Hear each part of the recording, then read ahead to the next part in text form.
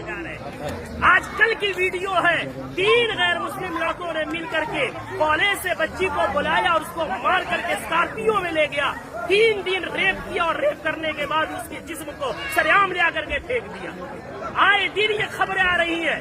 मैं पूछना चाहता हूँ, इसके पीछे के जिम्मेदार मुआशरे के हमारे और आप जैसे बेगैरत लोग नहीं है जो शादियों में, नाच गानों में, पैसों में आग लगा रहे, और आग लगा करके शादियों को इतना मुश्किल बना दिया कि वक्त में शादियां नहीं हो रही है, जिसकी वजह से हमारी बेटियां, जज्बात उनमें भी है, जज्बात की रो में बह करके एजुकेशन वाली बच्चियां गैरों की गोद में खेल नहीं रही है, बल्कि टिश्यू पेपर बना करके उन्हें इस्तेमाल करके गली कूचों में फेंक नहीं दिया जा रहा है, बल्कि उनके चेहरे उड़ाए जा रहे हैं। इतने अदब और एहतराम के साथ बार बार इसरार करने के बाद झुक करके, बाप कह करके, भाई कह करके, ईमान का हवाला देकर, इस्लाम का हवाला देकर, पूरी सोसाइटी के अदब पैमान का हवाला देकर के कहा गया, लेकिन फिर क्यों नहीं माने?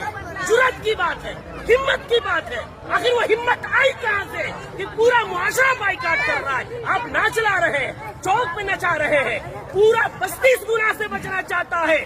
खुदा का खौफ खाए हम लोग, कल क़यामत में क्या मुंह दिखाएंगे? पूरे गांव में नचाते हुए लेकर आते हैं, मस्जिद के सामने से लेकर आते हैं, पूरे गांव में। ये क्या है? इसको जिद नहीं कहते हैं तो और क्या कहते हैं? इसको हठधर्मी नहीं कहते हैं तो क्या कहते हैं?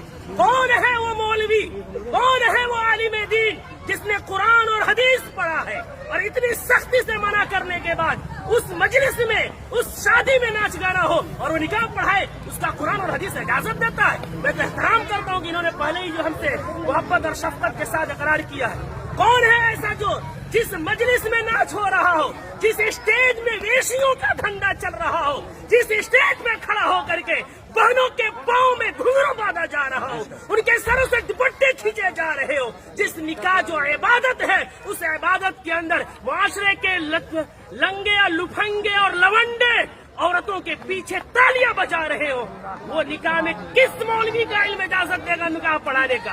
कौन सी कुरान इजाजत देगी? कौन सी हदीस इजाजत देगी? यहाँ सब कलिमा पढ़ने वाले हैं। हम मरेंगे, रब के सामने हाजिर होंगे।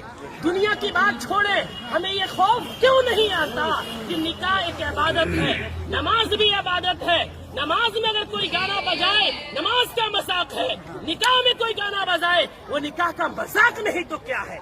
जो मौलवी कुरान की आयत पढ़ेंगे, उनका मजाक नहीं तो क्या है? हदीस पढ़ेंगे, उनको पैरों की ठोकरों में रखना नहीं है तो क्या है?